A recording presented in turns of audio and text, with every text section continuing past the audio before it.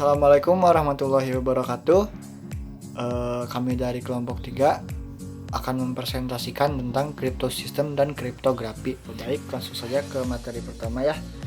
Pengertian kriptosistem, di mana kriptosistem atau cryptographic system adalah suatu fasilitas untuk mengkonversasikan plain text ke chip text dan sebaliknya. Dalam sistem ini, seperangkat parameter yang menentukan transformasi penciptaan tertentu disebut suatu set kunci, di mana prosesnya adalah enkripsi dan dekripsi diatur satu atau beberapa kunci kriptografi. Kriptosistem seperti enkripsi L-gamal yang didesain untuk menyediakan fungsi tertentu seperti enkripsi kunci publik, serta menjamin sifat keamanan tertentu. Keamanan seperti serangan teks pilihan dan seperti pada model Oracle attack. Kriptosistem menggunakan sifat kriptografis sederhana, utamanya untuk mendukung sifat keamanan sistem. Tentu saja karena perbedaan antara kriptosistem dan kriptografi tidak jelas. Kriptosistem yang canggih dapat diperoleh dari kombinasi beberapa kriptosistem sederhana. Pada banyak kasus, struktur kriptosistem melibatkan komunikasi maju mundur. Di antaranya ada dua atau lebih dalam ruangan satu kelompok. Seperti di antara pengirim dari contoh halnya seperti dari pengirim ke penerima, atau melewati waktu, seperti data yang dilindungi dengan kriptografi. Baik, yang kedua, macam-macam kriptosistem, di mana yang pertama ada symmetric kriptosistem dan asymmetric kriptosistem. Yang pertama, symmetric kriptosistem itu hanya memiliki satu buah kunci, yang dimana kunci itu dapat dieksprensif dan dideskripsi pada prinsipnya bersifat identik. Tetapi satu kunci ini dapat diturunkan ke yang lain. Sedangkan asymmetric kriptosistem memiliki dua kunci, yang dimana yang pertama, kunci pertama itu yang dinamakan dengan kunci public atau public key, yang dimana kunci ini dapat dipublikasikan. Sedangkan yang kedua itu ada yang namanya kunci private key atau kunci privat, yang dimana kunci ini tidak dapat disebarluaskan, dalam artian bersifat rahasia. Mungkin sistemnya sebagai contoh ya, ada dua orang, misalnya si orang A dan orang B, yang dimana bila orang A tersebut ingin mengirim pesan kepada si B, maka si A tersebut dapat mengirim pesan dengan menggunakan kunci publik kepada si B. Bila si B ingin membuka kunci publik tersebut, ia perlu mendeskripsikannya terlebih dahulu, mendeskripsikan surat tersebut dengan cara menggunakan kunci privatnya gitu. Dengan menggunakan kunci yang artinya si A dan si B ini menggunakan kunci yang berbeda. Maka dengan demikian kedua belah pihak tersebut dapat merahasiakan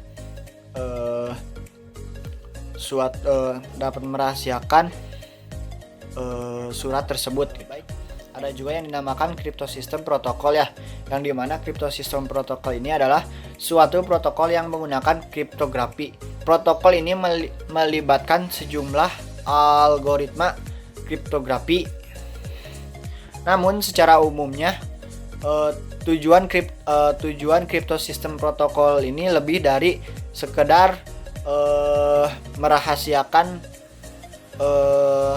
surat-surat atau pihak-pihak tertentu yang artinya di mana crypto system protokol ini yang berpartisipasi mungkin ingin membagi sebagian rahasianya untuk menghitung sebuah nilai, menghasilkan urutan random, ataupun menandatangani kontrak secara bersamaan. Pengguna kriptografi protokol ini dalam sebuah protokol terutama ditunjukkan dalam pencegahan atau mendeteksi adanya reverse doping atau chatting gitu. Sifat keamanannya lebih dari yang lain gitu. Ini jenis-jenis penyerangan pada protokol ya. Yang pertama itu ciphertext only attack, yang dimana dalam penyerangan ini seorang analis memiliki ciphertext only attack dari sejumlah pesan yang seluruhnya telah deskripsi menggunakan algoritma yang sama. Sedangkan yang kedua itu know plain text attack, di mana dalam tipe ini penyerangan ini crypto analisnya memiliki akses tidak hanya crypto text sejumlah pesan, melainkan ia juga memiliki plain text pesan-pesan tersebut gitu. Yang ketiga, chosen plain text attack. Pada penyerangan ini tidak hanya memiliki akses ciphertext atau plain text untuk beberapa pesan, tetapi ia juga dapat memiliki plain text dan deskripsi lain. Selanjutnya ada adaptive choose plain text attack, di mana adaptive choose plain text attack ini penyerangannya tipe menggunakan suatu kasus chosen plain text attack. Cryptanalyst tidak hanya dapat memiliki plain text yang dienkripsikan, ia pun memiliki kemampuan untuk memodifikasi pilihan berdasarkan enkripsi sebelumnya. Dalam chosen plain text attack ini, analisnya hanya dapat memiliki plain text dalam satu blok besar untuk mengenkripsikan. Dalam hal ini, ia dapat memilih blok plain text yang lebih kecil dan kemudian memilih yang berdasarkan hasil yang pertama. Prosesnya ini dapat dilakukan terus menerus hingga ia mendapatkan hingga ia dapat memperoleh seluruh informasi. Yang kelima, chosen ciphertext attack, di mana chosen ciphertext ini dapat memiliki ciphertext yang berbeda untuk didekripsi dan memiliki akses atau plain text yang dideskripsikan. Yang ke-6 yaitu chosen key attack, di mana tipe ini penyerangan ini memiliki pengetahuan tentang hubungan antara kunci-kunci yang berbeda yang sebelumnya disebutkan ya. Terus rubber hose ciphertext attack, atau bisa disebut cipher analyst. Rubber hose cipher analyst bisa disebutnya. Tipe yang ini tuh penyerangannya mengancam, memeras atau bahkan memaksa seseorang hingga mereka memberikan kuncinya gitu. Dalam artian ini seperti interogasi. Assalamualaikum warahmatullahi wabarakatuh. Perkenalkan, nama saya Muhammad Aldi Fadir Rahim. Di sini saya akan melanjutkan pembahasan yang telah disampaikan oleh rekan saya, yaitu Farijal.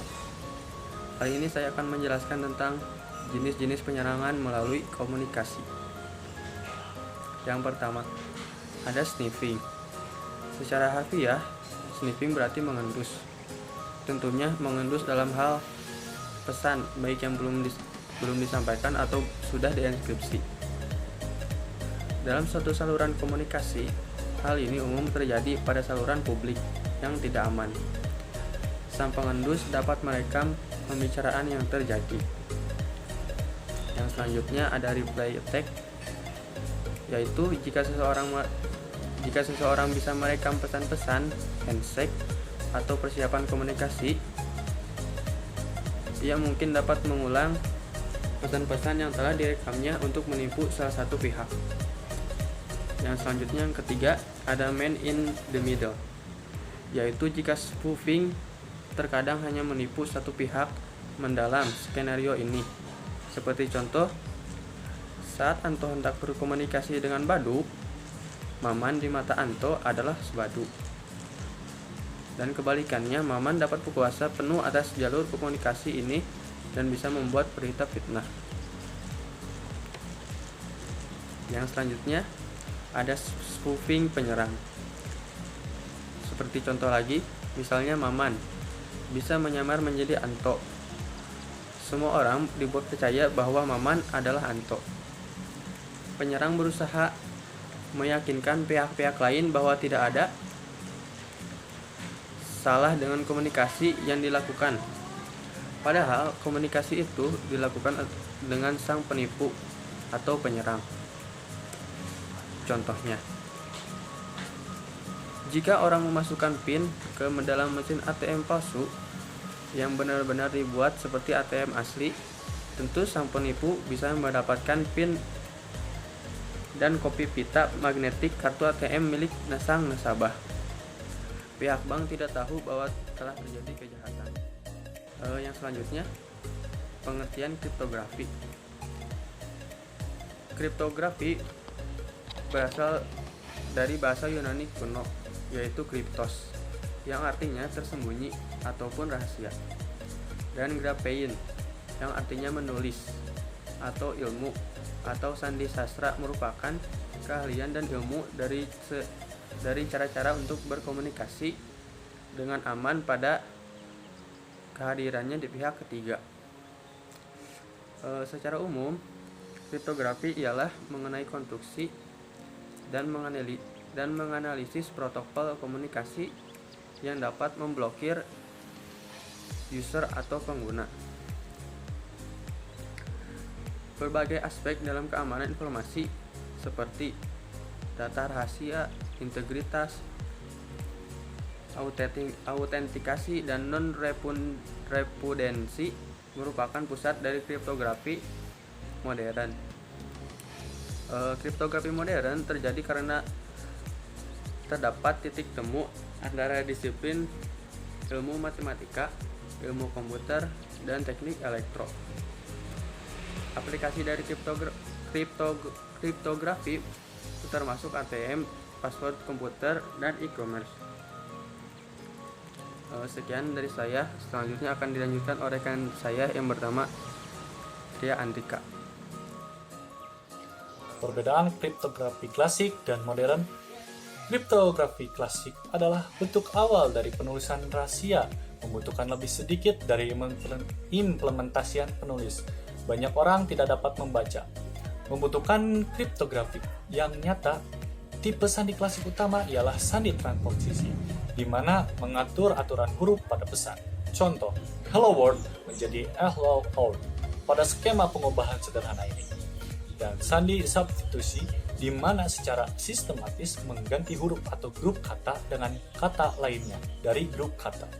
Contoh, fly at orange menjadi games bull pod dengan mengganti setiap huruf dengan yang lain di alfabet Latin.